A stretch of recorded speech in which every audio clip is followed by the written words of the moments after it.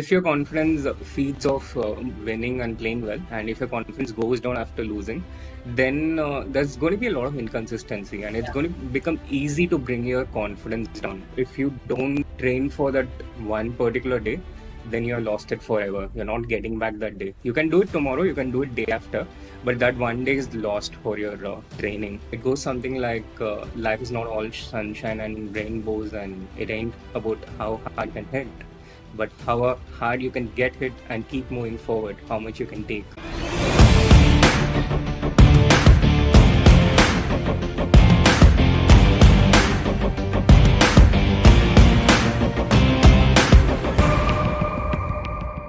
Welcome to the Garima Show.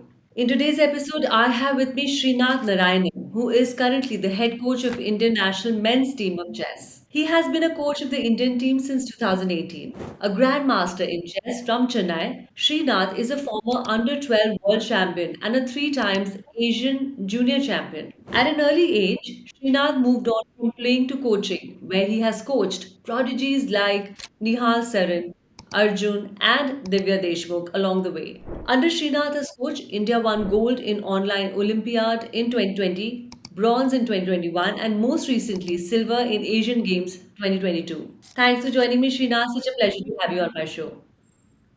Thank you so much, Garima. Happy to be here. So, please tell us about your sporting journey and any challenges that you faced. I think the biggest challenge I faced in my career, in my journey, was during my teenage.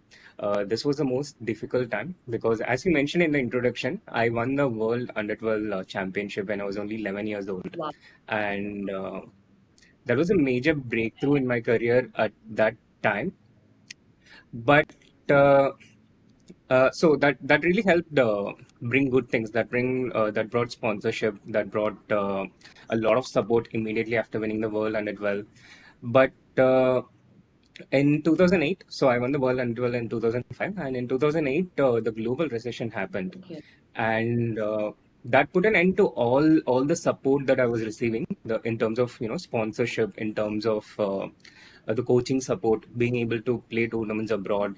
And I think it was the most difficult period in my career because it was a very difficult change to adapt to at the age of 14.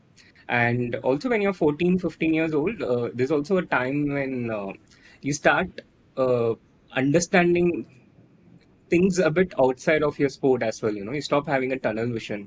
You start thinking about challenges like finances, the money, where is it going to come from, and how the career is going to go forward. So for me personally, I think that was the most challenging period. And I think for a lot of chess players also, I think this teenage period, the time of transition, when they're going through a lot of these changes. I think this is the most challenging period for chess players in general also, because you start being a professional really early when it comes to chess. You start being a professional as soon as you're in your teenage, and there's a lot of pressure. You have to face the challenges of an adult quite early, I think. My God, absolutely, truly makes sense. So, what's been the best learning from your journey? In terms of the best learning, I would say it's a bit of a cliche. I think you're hearing it all the time with all the people right now. But if everyone's saying it, probably there is also some truth in it. Yeah. So one of the best learnings has been, just to focus on the process, not get too too caught up in results and get affected by it emotionally. Be consistent, be disciplined, and have process goals along with your performance goals. So, a process goal is something which is in our control as opposed to a result or a performance. A performance goal is, I want to achieve X. I want to, uh, get a certain amount of rating or certain amount of ranking. But a process goal is basically something which gives you step by step instructions on how you intend to get there. And this part of how you intend to get there is much more in our control. I want to do this regularly, bring this into my training regularly. And I think this is, if you find the right process and if you're able to trust it over a period of time, results will come automatically. No, no, awesome, awesome. So, can you please tell us, some good habits that tell your, team to follow? I mean, during a training day or a non-training day. So I think in terms of training day, this is the easier one, and there's also something common with all the high performing players that I've seen in my life, which is consistently just going and being there every single day in terms of your practice. I remember when I was growing up, when I was a young kid, my coach at the time, a Georgian coach named Ubilava, he told me how if you don't train for that one particular day, then you're lost it forever. You're not getting back that day. You can do it tomorrow, you can do it day after, but that one day is lost for your training. And that has stayed on with me for a really long time. Uh, after a point, just going there and training every day consistently, it's become some sort of a habit to the point that it gets uncomfortable if I don't do something. It becomes something like, brushing your teeth, showering. It just becomes a part of your life. Uh, so I think that's a useful habit to build in terms of consistency, but not in a forceful way. I think also the enjoyment part is important. Uh, we also train in the sport that we enjoy because we enjoy it, first of all. If you ask me to do something else, like be consistent on YouTube, for example, I'm not going to be as disciplined and I'm not going to be able to do it every day. But the sport I enjoy, it comes much easier. So in terms of training habits on a training day, I think this is the easier one. In terms of a non-training day, the ability to switch off completely, which is also important in terms of taking breaks. Although yes, what my coach said did make sense, but it's also not 100% truth. And it's not always being tough, being super hard, and spending more hours is not always going to be productive in terms of inculcating that skill level. So switching off periodically is also quite important. But this is something I myself personally struggle with, to completely switch off. My mind keeps thinking about something related to chess all the time. But yeah, I think this is something we are working on. So do you think it's a good idea to also develop, some side hobbies and side passions, like, like say you're playing any sport, and then maybe you can start some music, or you can do some painting, or any other gardening, or any other kind of side passion that helps to maybe change the direction of the focus. What do you think? Yeah, absolutely, absolutely. I think it really helps having doing something else. I think it's absolutely also counterproductive to be doing only one thing exclusively. Having a side passion, having a hobby, especially for chess players, if it's a physical sport, I think even the cross training also helps all the more. It gives you a different perspective. It adds up skills which are always, it can uh, be useful across things. So I think having a side passion, doing more things absolutely helps. Yeah. So, has it happened that, I'm sure some student may feel, demotivated sometime, or, because of poor performance or negative thoughts. How do you kind of help them deal with that feeling, tackle that negative thought?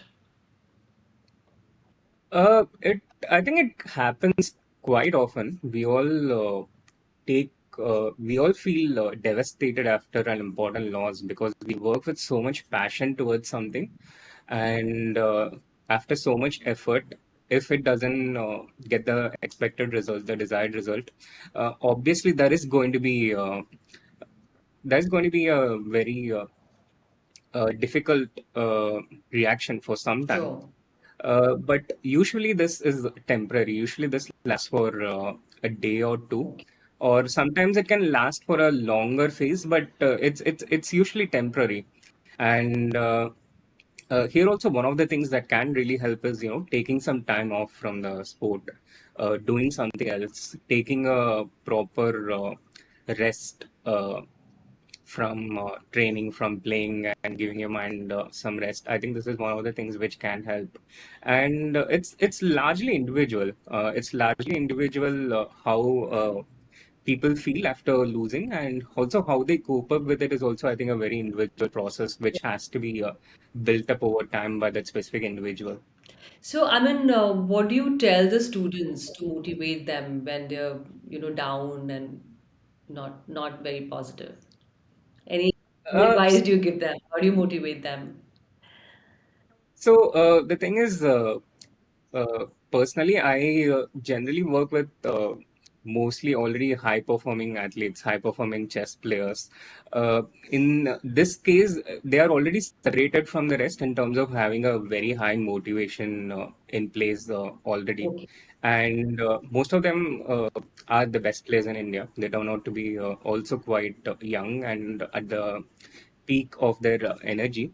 So in terms of motivation, it's never lacking for them yeah, actually.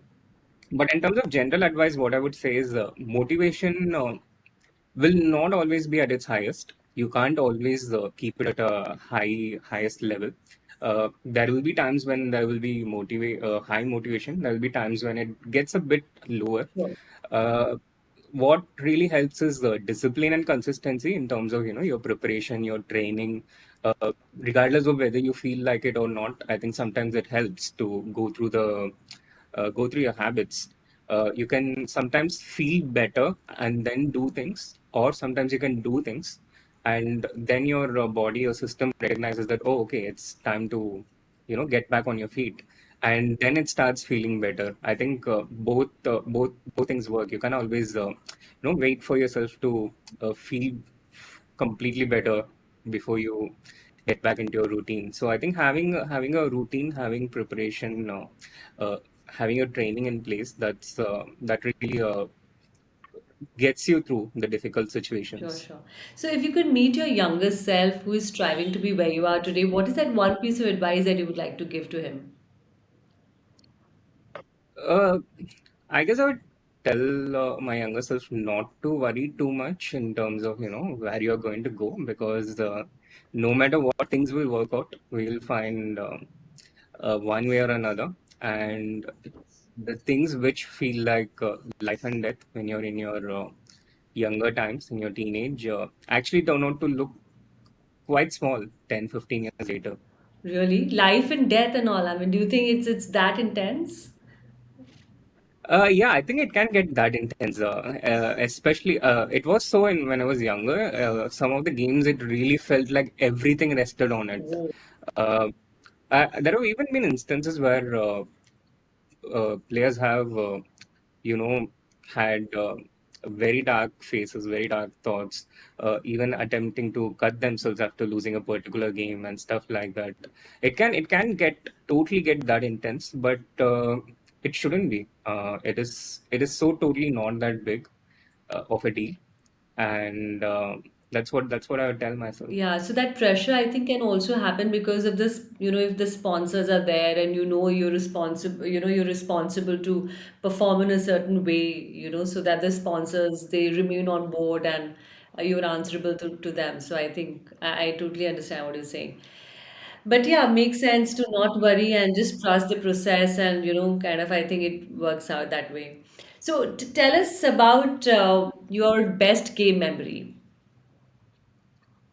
My best game memory would probably be this World Under 12 Championship, which I won. And especially in the last round, it turned out that I actually lost the last round in the championship that I won Okay. against my opponent was Wesley So, who's around in the top world top 10 right Oh, now. wow. And because I lost my game, my standings, my rankings depended on the other game. The person who was trying to catch up with me on points, Sure. this person needed to win. And this one particular game was, I think, the longest game in the tournament. It lasted for 6.5 hours. Wow. And to bring context, an average game lasts between 3 to 4 hours. So this just went on and on like this. One of this Federer Djokovic matches. It was easily the longest match of the tournament. And after one point, even the live transmission stopped Oh, because the tournament was supposed to end. yeah. So I had no way of even knowing what the situation on the board Wow. was. And even though we were there live, we couldn't go nearby and watch what the actual situation was. So I was watching the players from afar, but I had no idea what was happening on the board. So I think this was definitely one of the best moments, going through all that anxiety and then finally that game ending in a draw, which enabled me to win the championship. My God, amazing. That sounds really something. So, please tell us, how do you kind of, what do you tell your students? How should they, get composure? How do they get confidence in the game? Any tips? Yeah, again, this comes down to the same thing in terms of where your confidence comes from. If your confidence feeds off winning and playing well, and if your confidence goes down after losing, then there's going to be a lot of inconsistency, and it's going to become easy to bring your confidence down.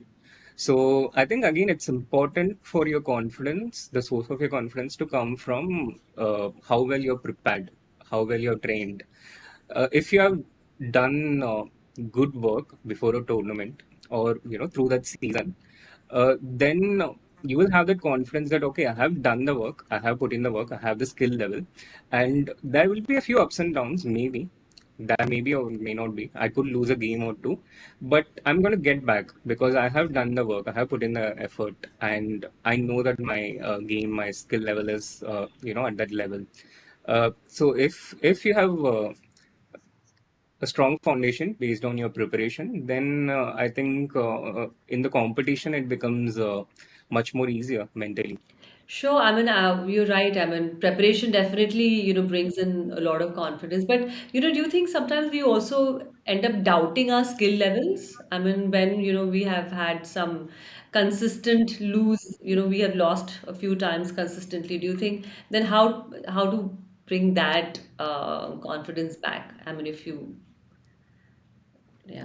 Yeah, I think this happens with everyone. This happens with everyone through different phases in their career.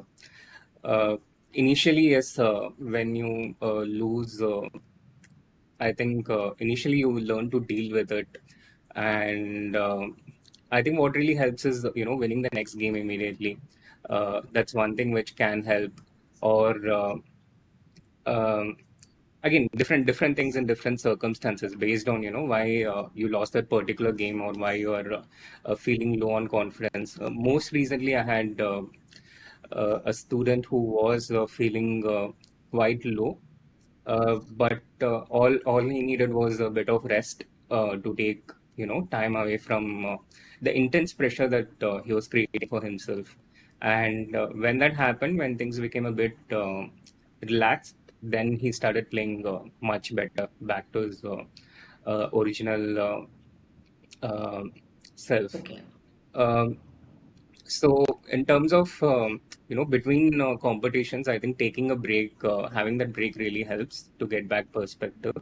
But if you're feeling a crisis in confidence in between the competition and there is the very little recovery time, you're playing tomorrow and you have had a bad game today, then sometimes it helps to reduce your ambition, reduce your expectations a bit, and go a bit on the defensive, let your opponent try a bit more. Sometimes you don't always have to be the one to create something in order to win games. Sometimes, you can play the waiting role and let your opponent try to create something. So there are different ways to deal with it, but depending on the particular situation. Absolutely, I think it makes sense. So, I want to also understand what do you suggest is 360-degree of skill development, of learning? I mean, what all things, entail that? Yeah, I think some things which is common and uniform across all kinds of skill development is just doing that thing consistently. That's one of the Right. things. Like if it comes to sport, then playing the sport or practicing the skills relevant to it. Then an important part is observing how others are doing Sure. the same thing, and observing what the top people in that sport do or in that skill do, and sometimes not even the top people in that skill. Sometimes just observing someone who's just doing slightly better than you can also be practically relevant, because sometimes the best people in that skill, what they are doing might not be relevant and applicable to someone who's just starting out. Sure. So just observing different people doing things better can bring in a lot of ideas. And I think the third thing is feedback. Feedback, as in, you're doing something, Yeah. but if you keep doing something in a suboptimal way, you're not going to get better. So to supplement that, it's important to analyze what you're doing and how you can do better. Look at your mistakes and learn from it. Getting that feedback from what you're doing. So maybe if I had to, put it in a very short way, I think three things. One is just doing that skill, Yeah. practicing it repeatedly to because it's really important. Physical sport, muscle memory, something like chess pattern recognition, all these things happen by repeatedly doing it. Right. Second is observing how other people are doing it. From observation, we get a lot of information, which helps us replicate it. And it's also very important to get constant feedback on what we are doing in order to do it better the next time. Otherwise, there is a very good chance we might keep doing the same mistakes or the same suboptimal routines, and then it becomes even harder to improve on it. Totally amazing. So, what's your message to the upcoming young athletes? Uh, if I had to put it in a one message, then find your passion, enjoy what you're doing, love what you're doing. If you can do it, if you can identify that at a pretty young age, I think life is going to be a lot of fun and a lot of happiness. I think it really is a blessing if you can find what you're passionate about and do it all your life. So find what you enjoy and have fun. Awesome. Thanks for this wonderful message. Let's come to the rapid fire questions. These are short, like one line answers. Who's your favorite athlete, and also what's the biggest learning you take away from his or her career? Uh, if I had to name one, I would choose MS Dhoni. I really love. I've been watching him for so many years, and I really love how he has handled the pressure situations, both for the Indian team and in IPL for the Chennai Super Kings. When Dhoni is around, you can never ride the team out till the last over. How he takes the game deep, and also in general, how he has built up the team over a period of years. We saw how Yeah, the team was in 2007 when Dhoni took over, and now how strong the Indian team has come till 2023. And of course, there are a lot of people who played a role strategically in building that team up, but I'm pretty sure the captain of the side also had a significant role to contribute. absolutely. What's the best advice you've ever got? Stay in the present. Any other side passion that you follow currently? Yeah. I follow a lot of cricket, although I don't play it much myself. Acha. Your favorite quote? Uh, Again, if I had to choose one, I remember this quote from the Rocky movie. It goes something like, "Life is not all sunshine and rainbows, and it ain't about how hard you can hit, but how hard you can get hit and keep moving forward, how much you can take." And I remember this also resonated quite a bit with me when I was growing up. And when I got all these hits, not physical hits, I Uh-huh. Yeah, thankfully I don't box, but when I lost, when I felt mentally devastated, and at some point, it helped me realize that okay, it's not about how hard you can hit, but how much you can take and still keep moving forward. fabulous. What's your biggest dream? Uh, This I don't have like a big 20-year dream or something like that. I think this is something which has kept changing, and personally I don't look beyond 3 to 5 years. Uh, right now, one thing I'd really like to see is a better participation of girls in chess in terms of the gender participation. Right now, there's like I think out of 10, there are 9 boys and 1 girl playing chess, which contributes to a lot of inequality and unlevel playing field. Okay. And also, first of all, I'd love to see the Indian women's team being even stronger than what they are right now. We have a pretty formidable team, but the young generation, the young crop of girls who are coming up can take it to the next level. And we have seen it happen with the boys, the men's team, in the last few years, the last 5, 10 years. This was something I really envisioned 5 years ago to have a super strong men's team, Right. um, which we are number two right now, even higher than Russia, who has traditionally been in the top in the last 100 years. Wow. But in the next 3 to 5 years, I would really love to see the women's team also get up there, and more girls taking up chess, and more, not just chess, Yeah. but in all spheres of life. But since I'm involved in chess, particularly in chess, and having the best team across both the formats. Wow. Amazing. And with this, we come to the end of the show. Thank you so much, Srinath, for joining me in this absolutely fantastic session. Thank you so much, Garima. Thank you all for listening to today's episode with your host, Garima Aftar. See you in the next one. Have a great day. Bye.